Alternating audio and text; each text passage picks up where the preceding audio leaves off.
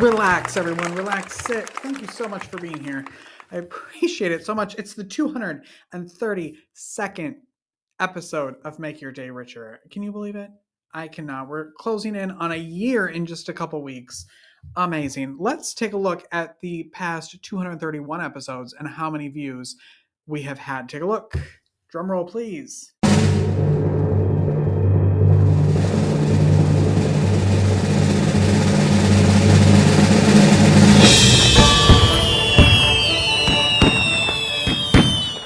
351,126, and we love exact numbers around here, so thank you to all 351,126 of you who watch, and I appreciate it so much. The people who support, the people who share, all the guests that come on, I love it so much, and I'm so thankful every day that I get to do this.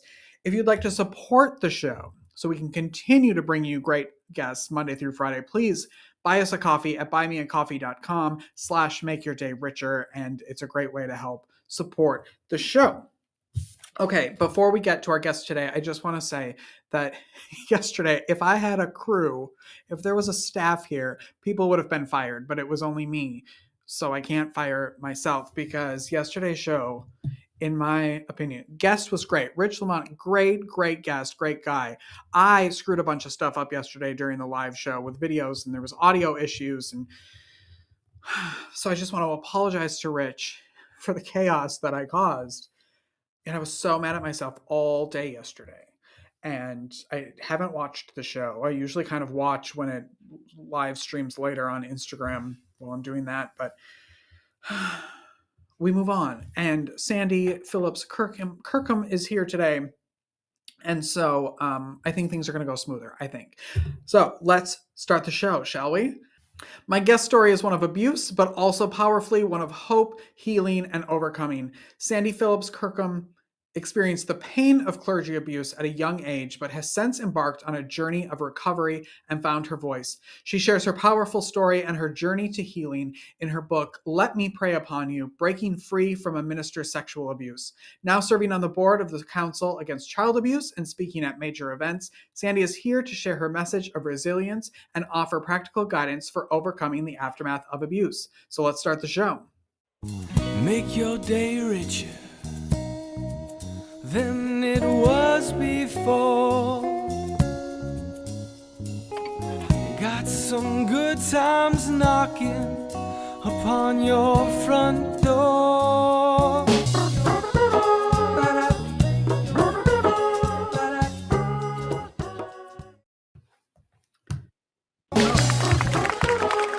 Relax, everyone. Relax. Sit. Thank you so much for being here. I appreciate it so much. It's the 232nd. Okay, let's put Sandy in there, please. There we go. You know, there's always something, Sandy. Good morning. Good morning to you, too.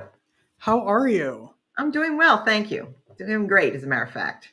Well, good. I'm glad. I'm so thankful that you're here. I'm so thankful that you're sharing your story, that you're building a community. I think, you know, when awful things are happening, no matter if it's things like you went through sexual abuse, if it's diseases, you feel so isolated and alone. And it's one person that stands up and says, hey, I'm here too. And it can completely change people. So thank you so much for what you've done. Well, you're welcome. It's one of the reasons I do speak out is because I think all of our stories are important, for whatever they are, to be able to share and recognize that someone else is feeling the same way that you feel. And certainly when my abuse was occurring at the age of 16 by my youth pastor, I didn't think anyone else was experiencing this. And so I did feel alone. And it's also that isolation that makes us remain silent and keeps us from speaking out, because of the fear that we will not be understood, will be judged. And of course, our abusers always tell us that no one's going to believe us anyway. So it is a very isolating moment in our lives when we're being traumatized by sexual abuse. Yes. And I think I read that it took you almost 30 years to even tell what had happened. Were you believed right away when you actually said the words? I was, and part of that is the fact that the abuse went on for 5 years. from the time I was 16 till I was 21, and he eventually was caught. So there were some people in the church who were aware of what had happened. Most of it was covered up. I was told to remain silent. I was told I wasn't to tell my parents. And so the cover up was very much in there. So there were a few people who knew. But once I spoke out 27 years later, I was surrounded then by people who loved me, who cared about me. And even though I knew those people would not judge me, I knew that they would believe me. The fear that I had to say the words that I was sexually abused by my youth pastors was so intense that I couldn't get the words out. It was this grip of fear that had been instilled in me 27 years earlier by my abuser, telling me that I would not be believed if I ever told something bad was going to happen to me. And even as an adult, those words still echoed in my mind that I could not bring myself to tell anyone that I had been abused. And the other thing about it is when our abuse ends, we just want it to be over. It's done, and we want to try to forget it and move on. And while that seems logical at the time, it doesn't work. It doesn't work because you will always carry that secret. And in carrying that secret, I spent 27 years trying to hide it. Well, when you're trying to hide a secret, all you're doing is reliving that pain and trauma all over again because you're spending your energy and your time trying to hide something from your past. I always thought if anyone really knew what I had done, because I felt like it was partly my fault that this had occurred, then they wouldn't like me anymore. They would see me differently. I felt if I told my husband, he would wonder why I'd kept a secret for 27 years. Would he see me differently sexually? All those fears play into why victims cannot come forward and remain silent. What happened to spark the need and the desire to speak up about it? So for 27 years, I felt like because I was 16 when this abuse started, that I had had an affair with a married man who was my pastor with 2 kids. So in my mind, I'd never really been abused. He had told me that this was God's will, that we were married in God's eyes. So in my mind, for 27 years, I had participated and I had had an affair. It was I describe it in the first chapter of my book. I was traveling to visit one of my daughter's golf tournaments and see her. And I had passed the exit where he had moved to after he left our church. And seeing that sign just brought back all the memories immediately to me. I began to sob. I couldn't control myself. I had to pull off the highway. And it was in that moment, I couldn't quite define why I was feeling the way I was. But there was this moment that I knew what was done to me was not right. And he had no right to do it to me. And it was that watershed of recognizing this wasn't right and it wasn't my fault. Yeah. I want to speak to, because you touched on it a little bit, I want to speak to the people that would say, I mean, come on, 30 years, you are not over this yet, or you haven't done any work, you haven't seen a therapist to get over this. Like, how are you still talking about it or thinking about it? How does it still matter in your life? It matters because trauma rewires our brain and it especially sexual abuse, it changes who we are inside. We are the aftermath of abuse is this mistrust of people. We have PSTD.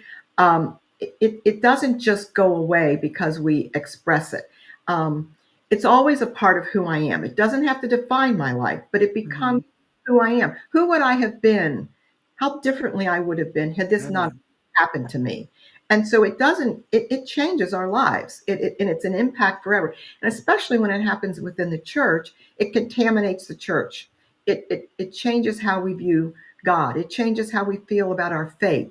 All of those things play into it. And for someone to say, well, you should be over it by now, it never goes away. It doesn't go away. And we learn to manage it. We learn to deal with it. We talk about it. And in my case, I try to help other victims through their own trauma. And that's the healing that occurs with me when I'm able to see another victim and share my story with them.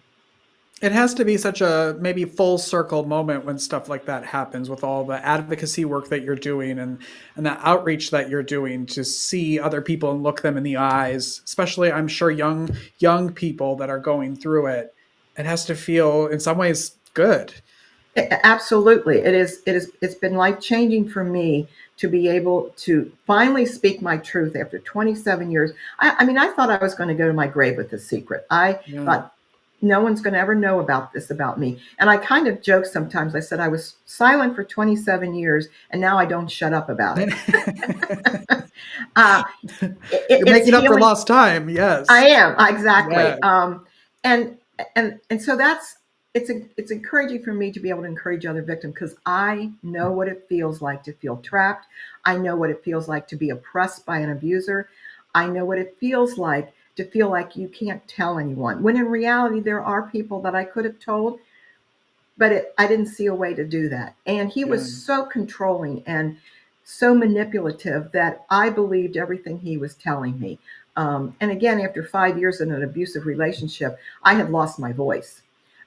In the first 2 years after he had sex with me, I did make some attempt to get out of the relationship. I went to him and I said, I can't do this anymore. I feel guilty. I mean, I was having sex in his office in the church. It was guilt ridden. I knew this was Yeah. wrong.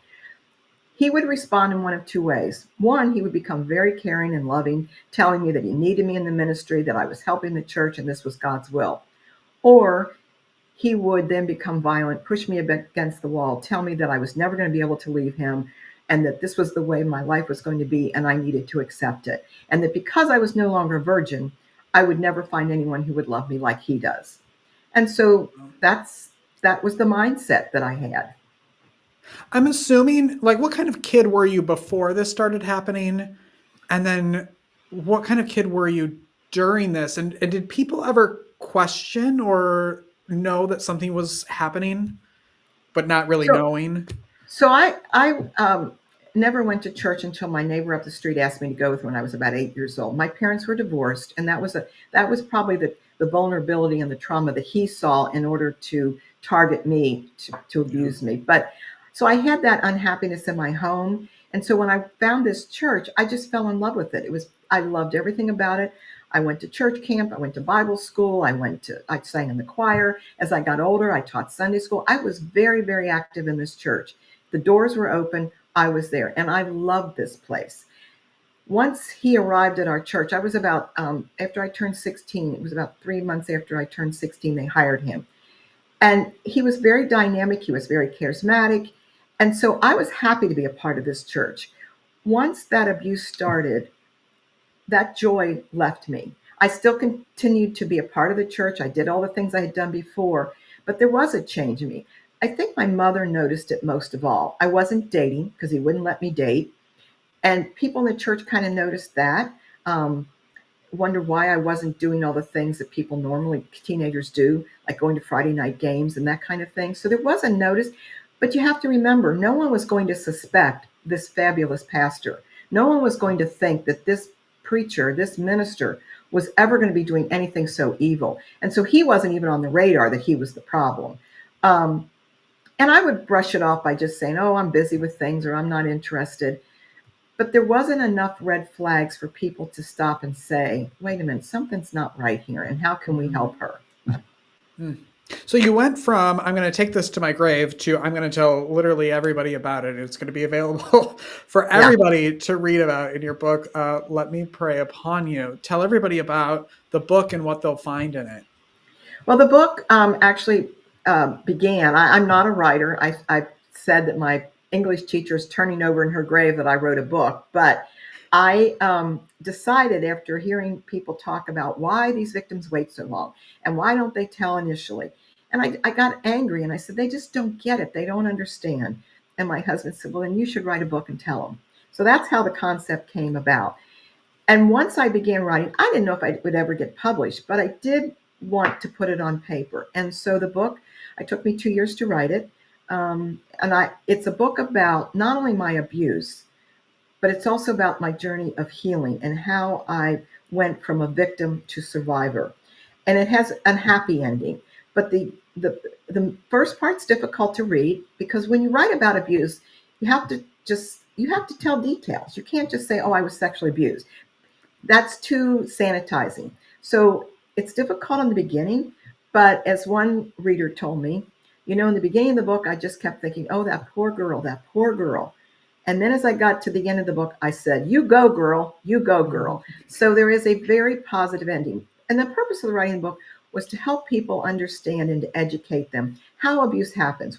to talk about the grooming, the manipulation, the gaslighting, so that they understood how these abusers work, and then move to the next phase of, okay, how can we help victims, and how can the church respond in an appropriate way?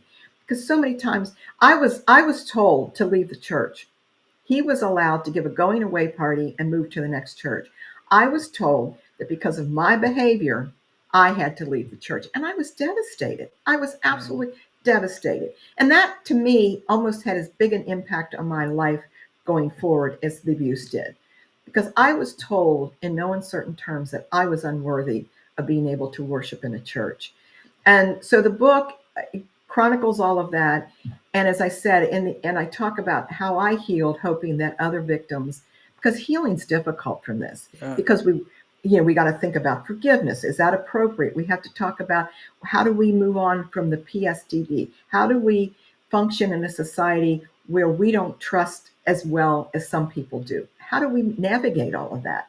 And I don't give a bullet point. I just simply tell my story so that it can relate to someone else. How did you come up with the title? I'm always fascinated by how people Yeah. come up with titles. And were you working with any other titles, or was it "Let Me Pray Upon You" from the beginning? That was from the beginning. The cover itself was designed by a friend of mine out of New York, of the wolf and the sheep, because to me, that's what these men are. They're wolves in sheep's clothing, especially when you're talking in the context of clergy abuse. But the title, he was always talking about praying with you, praying, always wanting to pray, pray, pray, pray. But what he did was pray upon me. He didn't pray with me, he prayed upon me. And because when you think of someone praying upon someone, it's actually targeting a victim. It's targeting someone to prey upon. And that's what these perpetrators do. They look for a target. They look for the vulnerabilities in someone. They look for the child that maybe is bullied, the child that's isolated, the child who's going through a death in the family. They need to find someone who's weak and vulnerable in order to prey upon them. And my weakness was the fact that I didn't have a happy home life, in the sense that my parents were divorced. I had a great mom and a great dad, but they didn't know how to do divorce. It was a very unhappy part of my life. And so he came in and became that father figure for me. I didn't see my dad much during that time.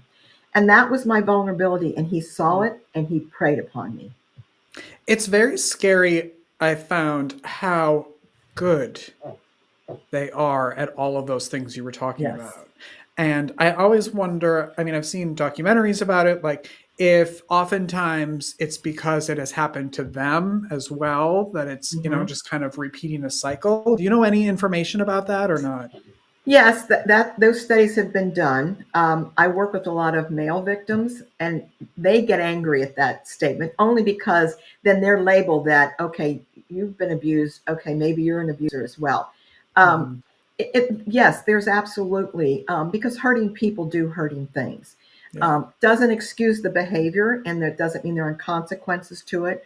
Um, this is an illness and a sickness in these individuals that I believe can be ingrained. It certainly was, I think, with my abuser. He was a Mhm. narcissist. Let me just say, I wasn't his first victim. He had done this in the church before he came to our church. The victim came forward. Our church decided to bury it and not tell anyone. He said he would never do it again. He promised it was a mistake. And so no information was given to the church or to anyone else. And within 6 months, he was kissing me in my hallway after a youth group Oh. meeting. And to no surprise, after he left our church, he went and did it again. And I actually, 27 years later, hired a private investigator and found him and confronted him. And in that confrontation, he admitted that there had been many, many victims along his career. He was only removed once. He was given therapy, which then he was described as a sexual addict, but continued in ministry. And to this day, he still has good standing within the church. That's insane. Insane. It's very insane. I'm telling you, if you read the book, you will. I say there's a lot of jaw-dropping moments because the way it was handled, and the way I was treated, and the way he was treated are, it's unbelievable. And I know it was 27 years ago, and people say, "Well, it's different now." I wish that I could say that it were. Yeah. Some things are better, but we have a long way to go. And Yes. especially in a church like I grew up in the independent church. It was a Church of Christ. there is no oversight as far as outside of that particular body. So unlike the Catholic Church, which has this hierarchy, independent churches can move their pastors along pretty easily without giving any information. Now, not to defend the Catholic Church, because hierarchy has obviously proven that doesn't stop it either. So churches have just really dropped the ball on how to deal with abuse within their church. Were you ever able to find a relationship with church again after this? Not with the church itself. Yeah. I tried. I spent probably 2 years really giving myself an effort to go back to the church. It was such a trigger for me that I just couldn't do it. And finally, I remember I stood in the parking lot of a church that I was attending, and I was feeling sick. I thought I was going to pass out. I stomped to my feet and I said, God, if you want me to do this, then you have to help me. And it just never came to me. And so I have a relationship with God. I can pray, which I couldn't do for 27 years. I never opened a Bible. I never prayed.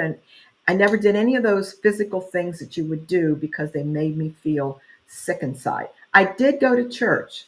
I took my kids to church because I wanted them to have that experience. However, I blocked everything out. I think about my grocery list. I would think about what I was going to do the next week. I could never engage in the church. When I attend now, because I'm prepared, it's much easier. I still will go to a Christmas Eve service. I can do those. I can go to a wedding or a funeral, because I don't look at it as a spiritual experience. I look at it as, this is a funeral, this is a wedding, and that's sad. That's sad for me. He took away that part of my life, and someone would say, "Well, you can get over that, and you should find your way back."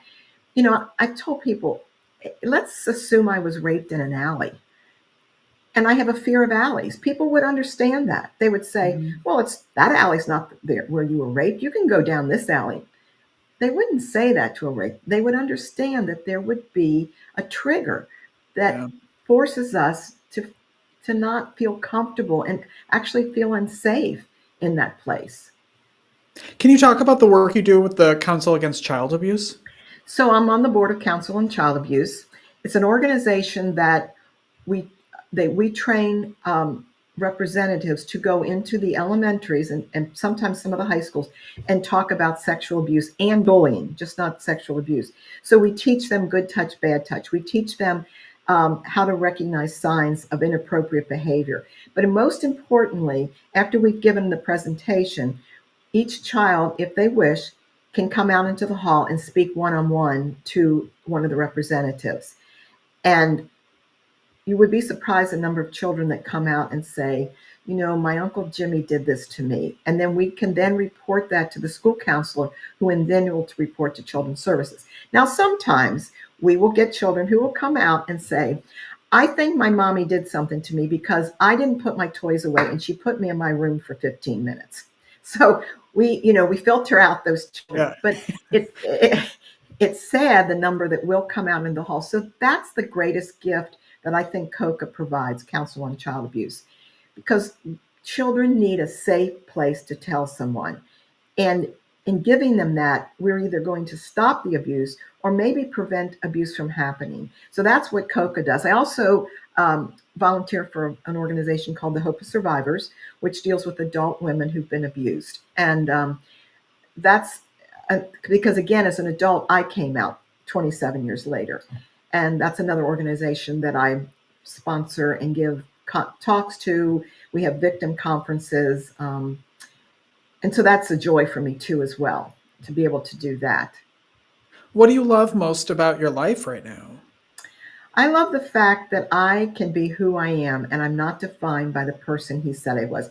He used to say I was stupid, that I was fat, that no one could love me. And now I'm free from that. And the fact that I have this wonderful life, it took a lot of work to get here. I don't want people who are victims listening to misunderstand that this is an easy road. It's not. It's a difficult road to travel. And for my life now to be able to be free of this individual who so many years controlled my life with his thoughts and his, how he defined me. he hated the way I laughed. He hated it. I do have a loud, maybe obnoxious laugh. So I was always afraid to laugh. And now I laugh like I just want to laugh, and I don't care what anybody Good. thinks of my laugh. Oh, I love that. What's the best way that people can connect with you and find you? I have a website. It's just simply my name. It's Sandy, Sandy, Phillips, Phillips, and then Kirkham, Kirkham.com. You can contact me there. I also have a Facebook page, which is simply my name again. And I add author to that at the end. My book is available on Amazon.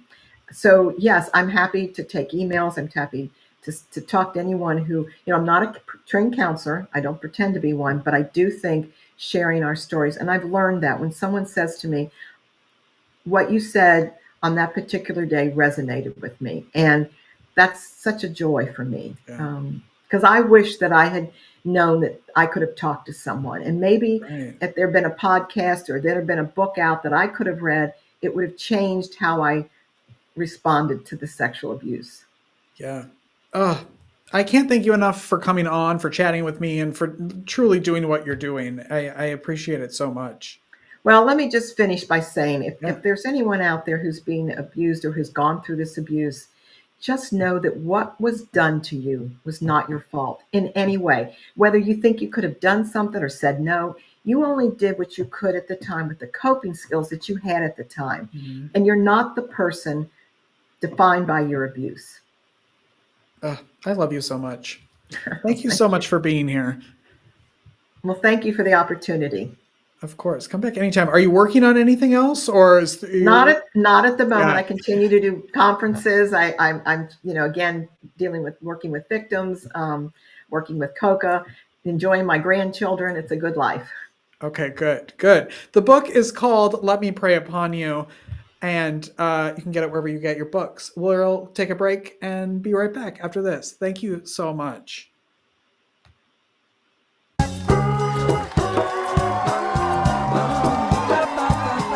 Life is difficult. Are you feeling overwhelmed or like you could use a little support for your mental well-being? Visit the Help Hub. It's the most comprehensive and inclusive free online destination for mental health resources, helpful tools, crisis hotlines, and supportive content. Just go to thehelphub.co to find the resources you need when you need them most. Unlike other resource pages, the Help Hub is divided into 16 different categories, ensuring that everyone in every community has access to the resources and support that matches their unique needs. Find the help you're looking for at thehelphub.co.